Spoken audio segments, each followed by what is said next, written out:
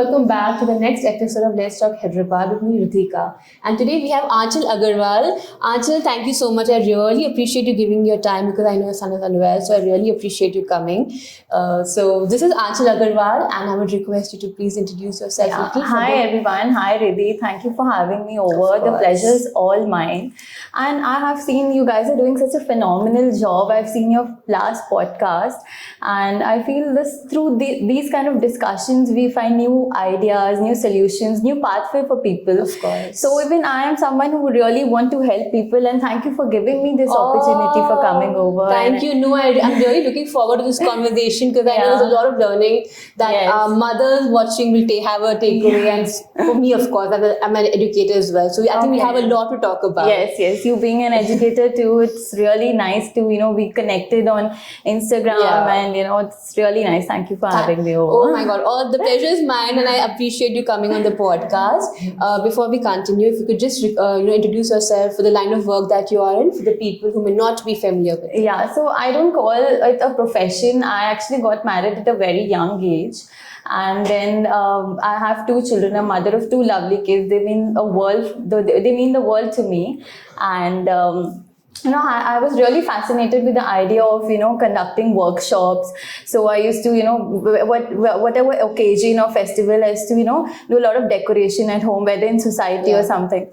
So I wanted to scale up and conduct workshops at a very large level. Okay.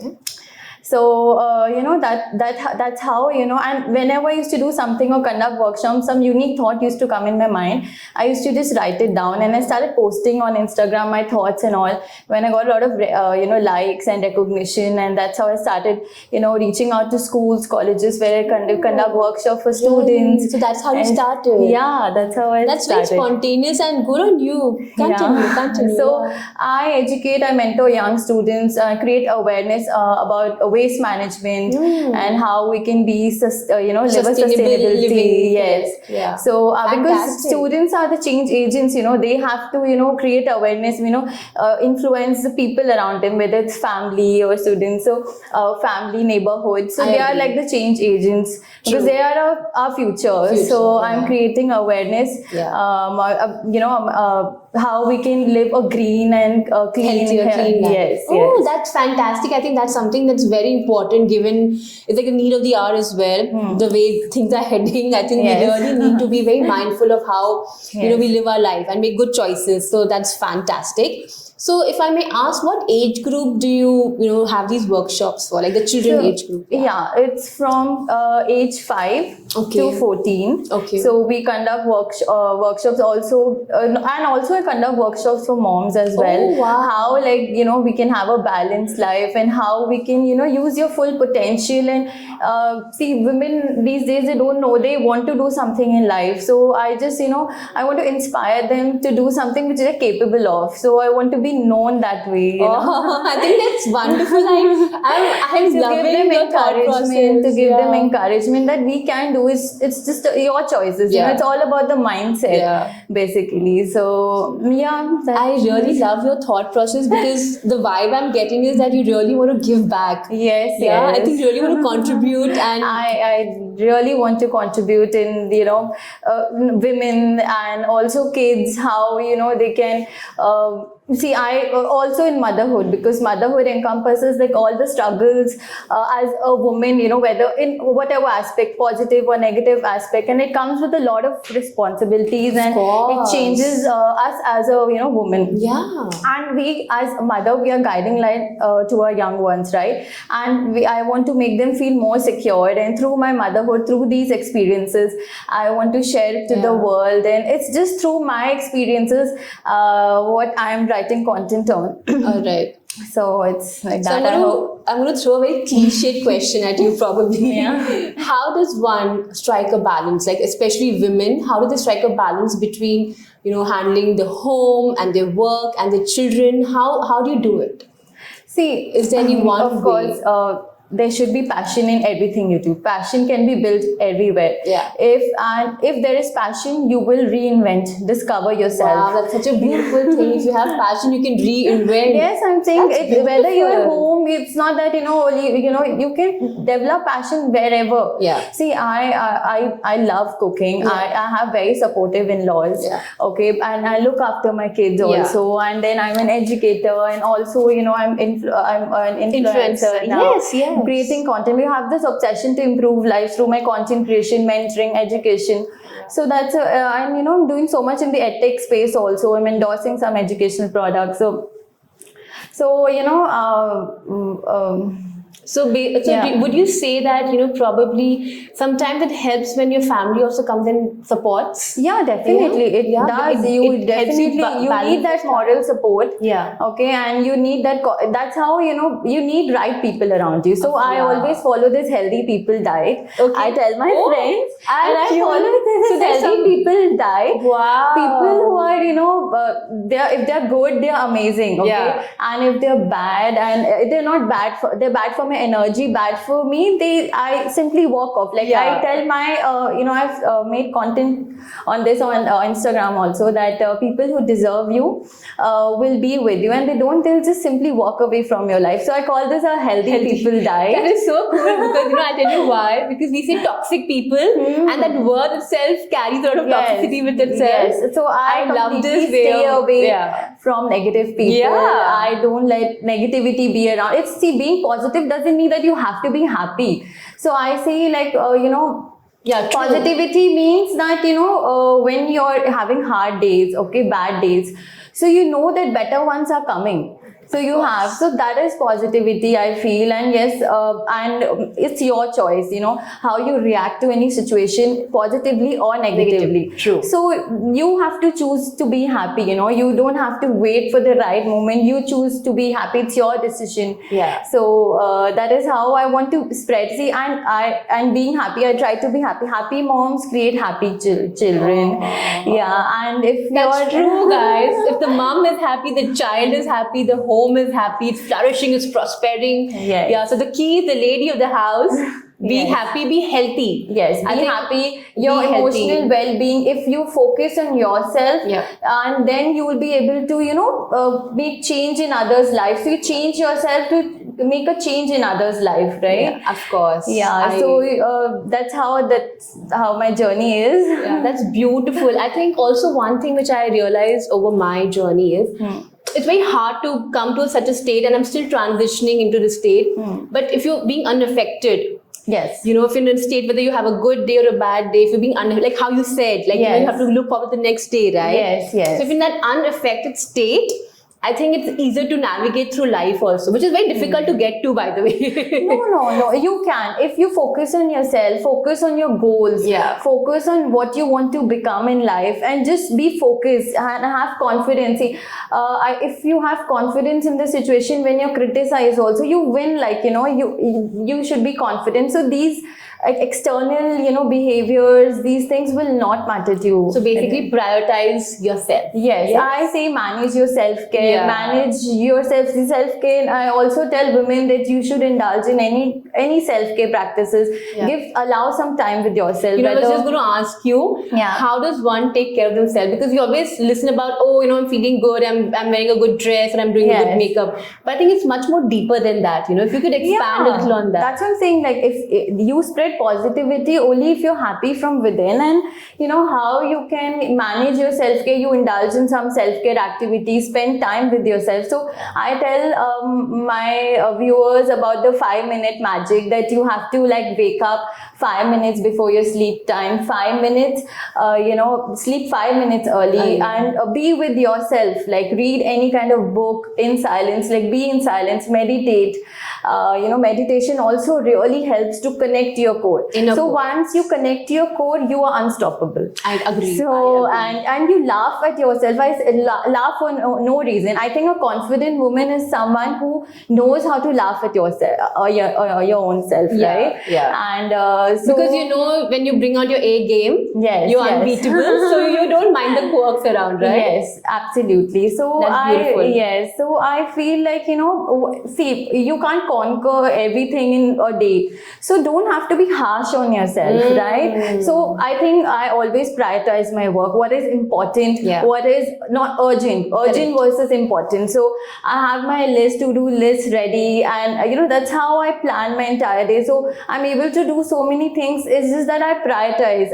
I know, like, I keep journaling, and I know I'm not saying, you understand what is productive and what is not. Once you prioritize your work, so you'll be more sorted. I think anything that enhances you and adds to your happiness is essentially, Yes. what you're trying to say. Yeah. I want to talk a little about perfection. People are so obsessed with being a perfect mom, a perfect daughter-in-law, perfect wife. I think it's overrated in my humble opinion, of I course. don't believe this term. Like, I don't perfect. I tell my kids also, okay, there is no such term called perfection. Yeah. And, whatever you do, just try to give your best. See, every day you learn something new, right? Every day is challenging, every moment, every hour.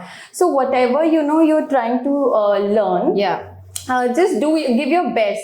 So that later on you will not feel that you will think that I've done better than what I think I could have done. So I just every day is a learning process, and perfection, you don't have to be perfect. Even if you do a mistake, it's okay now. If you're doing a mistake, unless you know where you've gone wrong, you learn your lesson. So you don't have to be harsh on yourself, and just be like, I think, like, for me, perfection is just, as you're saying, it's overrated. I don't say, like, my kids, I let them do what they want to, because I give them two things. I give them roots where they be rooted to a family tradition culture, and I give them wings also. So wings, be progressive. Be progressive. So I'm progressive, calm. I want to instill confidence, and I practice this daily affirmations with myself and with my kids every day. Even my son is just 3 years, and he says affirmations from, I think, when he was 2. So what kind of affirmations do you think is important for a child of that age? So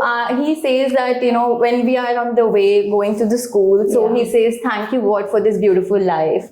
I am kind. I'm the best. I'm powerful, because at this age, when they, I feel like this really helps now. If he falls down also, to say, Mama, I'm strong. Mama, I'm powerful, because that's an everyday practice with him, and he's learned. I was, surprised. He's learned those 4-5 sentences. Thank you for giving me my family. So basically, practicing gratitude is, I feel, very important. And at young age, to introduce the concept of gratitude to children is so important, because they'll be happier and healthier. Yes. I really practice. I say that you listen to your inner voice, and you face life with courage, choose kindness. It's the choices you make in your life, right? The choices you make in your everyday life. True.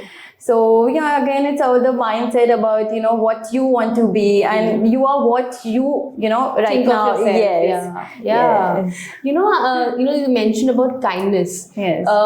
I'm noticing this a lot. A lot of moms would probably agree with me. It's always been there, but the rage of video games. Fortnite, Minecraft, PUBG apparently is making a comeback, guys, in India, which I'm not sure how to react to that.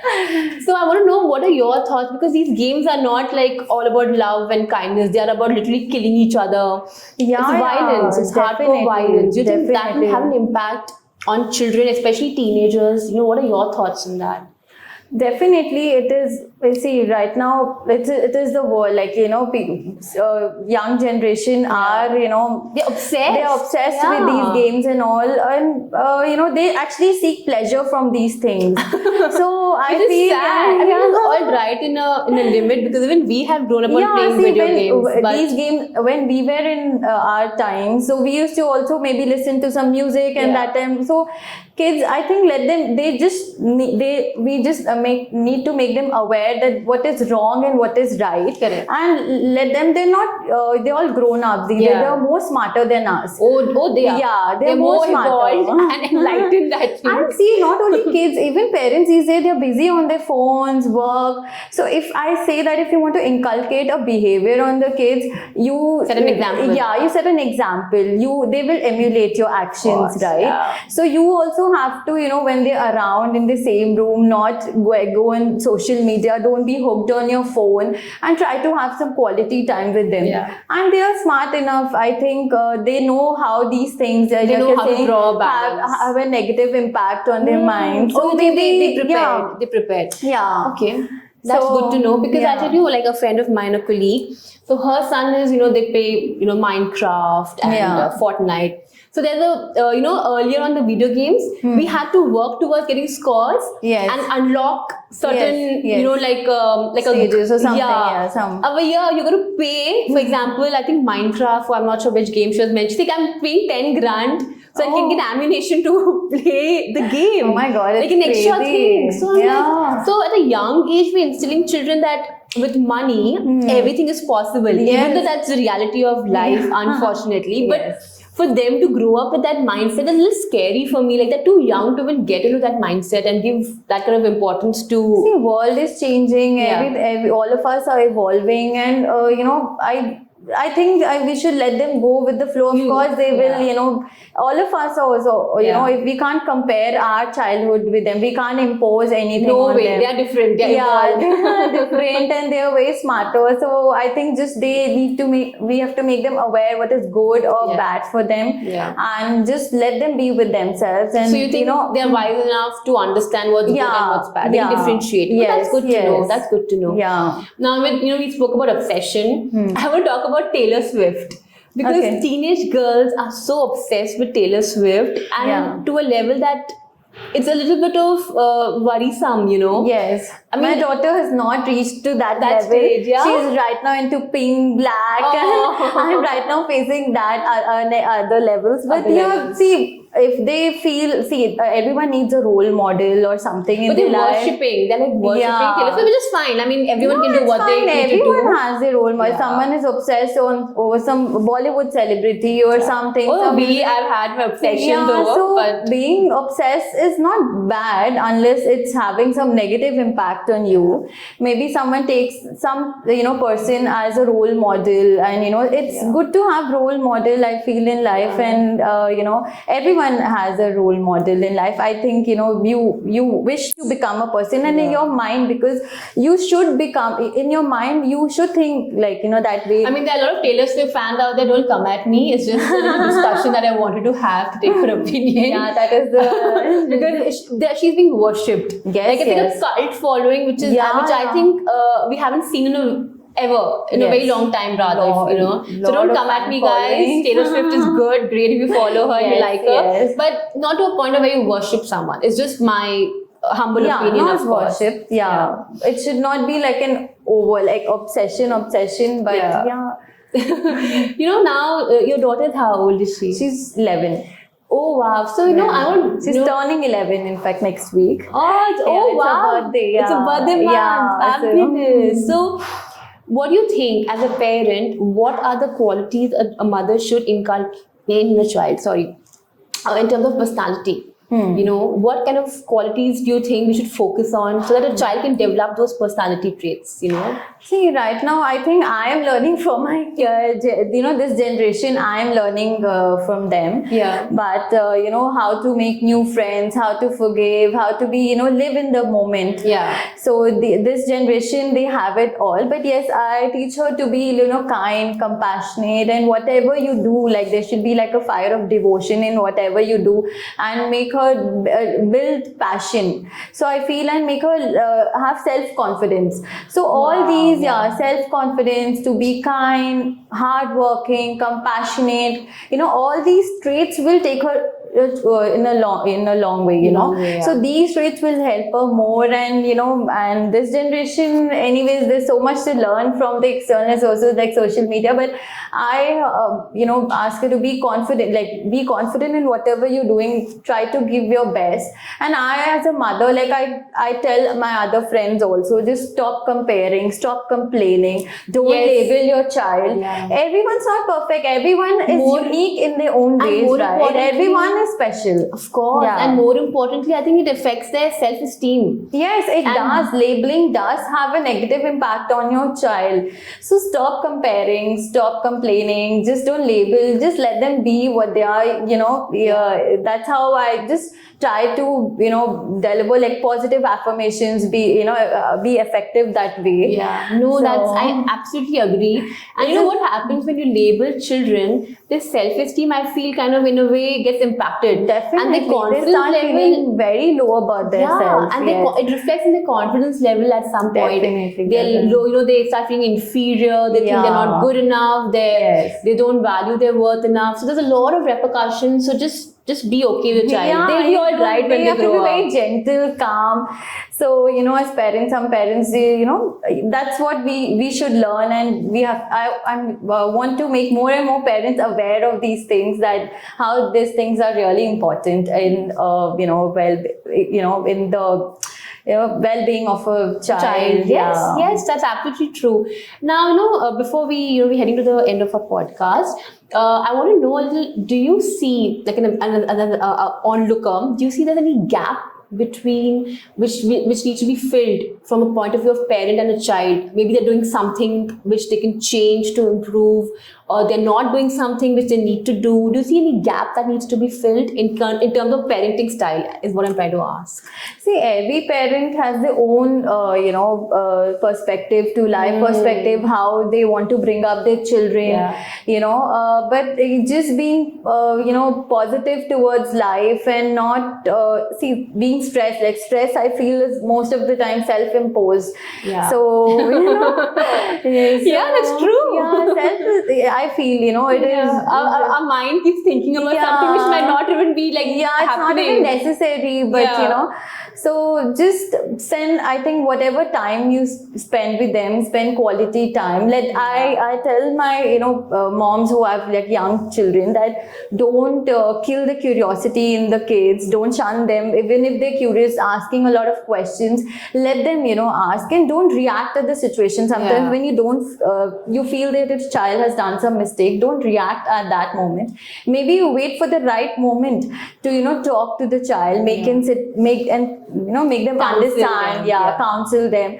So our reaction at that moment, how we react, and then the gaps, this is like these small practices in our daily life, through that I think the gaps can be filled. That's beautiful. Like quality time, less time on your phone and more time with your child. That's how you're going to manage, the gap. No, but I think you made a very beautiful point that, when a child is coming and asking, you don't react. Yes. Because they get scared to come next time and ask you anything else. So they might even just, if you know they've gone wrong, you can tell them you can do better next time. It's okay. Just tell them where you've gone wrong and wait for the right moment. And but it's normal to make mistakes, guys. It's just very normalized. normal. We should normalize that. Yes. And the point is, what I feel, in my humble opinion, is you tell a child that you're making a mistake. That's all right, but just try not to repeat it. Yes. That's the learning that we can have. Yes. Look into it. Okay, you made a mistake. That's fine. That's fine. We all make of us make, and we learn from a mistake. Even as adults, we make so many mistakes. Yes. No, that I think that you made some beautiful points, and I think that's some brilliant takeaways. I just hope I made sense, and yes, of course. No, you absolutely did. I mean, I absolutely agree with so many things you said. They made so much sense. There's so much learning that a parent can take from this interview. And before we head, I want to ask a few recommendations.